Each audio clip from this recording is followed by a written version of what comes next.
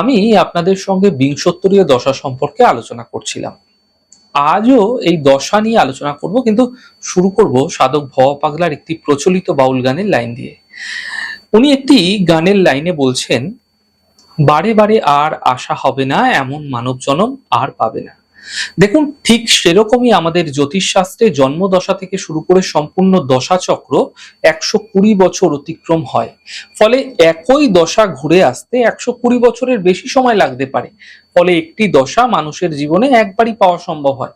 তাই প্রত্যেকটি দশারই জীবনে বিশেষ ভূমিকা থাকে, এবং এই দশা পরিবর্তনের সঙ্গে সঙ্গে মানুষের জীবনে পরিবর্তন আসতে দেখা যায়। যেমন ধরুন, কোনো একজন মানুষের জন্ম হয়েছে শুক্রের দশাতে, তার ভোগ্যকাল 15 বছর চলবে। এই ভোগ্য দশা সময়কালের মধ্যে জাতকের জীবনে বা জাতিকার জীবনে কি কি হতে পারে তা এই দশাপতি কিন্তু নির্দেশ করবে। ঠিক সেরকমই যখন এই শুক্রের দশা তার শেষ হবে, তারপরে আসবে রবির দশা, চলবে 6 বছর।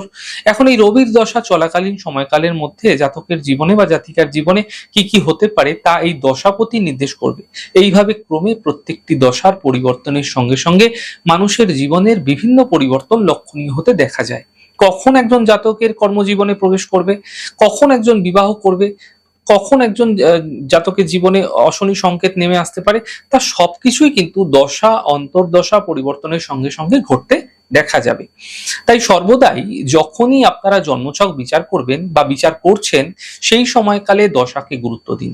কারণ দশা ধরে বিচার করা অনেক বেশি সহজ হবে। বয়সকালীন দশা বিচারের সময়কালে সহযোগী ভাবগুলোকে গুরুত্ব দিতে হবে। অর্থাৎ কোন ভাবের সঙ্গে দশাপতি জড়িত রয়েছে সেই ঘটনাগুলি জাতকের জীবনে ঘটতে দেখা যাবে, সেই দশার সময়কালের মধ্যে ঘটতে দেখা যাবে। আপনাকে মাথায় রাখতে হবে যে দশাপতি নিজে এবং সে, অর্থাৎ দশাপতি যেই নক্ষত্রে বসে আছে, সেই নক্ষত্রপতি যেখানে বসে আছে এবং যেই ঘরের অধিপতি তারা, তাকে অত্যন্ত বিশেষভাবে গুরুত্ব দিতে হবে। সেই ঘটনাগুলি জাতক জাতিকার জীবনে বিশেষভাবে প্রভাব ফেলতে দেখা যাবে। এক্ষেত্রে আরো মাথায় রাখতে হবে যে দশাপতির সঙ্গে জড়িত গ্রহ বা যুক্ত গ্রহ বা দৃষ্ট গ্রহ, এদেরকেও কিন্তু বিশেষভাবে দেখা দরকার। এরা কোনো না কোনো ভাবে ভাবের সঙ্গে সম্পর্কিত, যেই যেই ভাবের সঙ্গে সম্পর্ক রেখেছে, জড়িত হয়ে রয়েছে, সেই ভাব সম্পর্কিত ফলও জাতক জাতিকার জীবনে সেই দশাতে ফেলতে দেখা যাবে।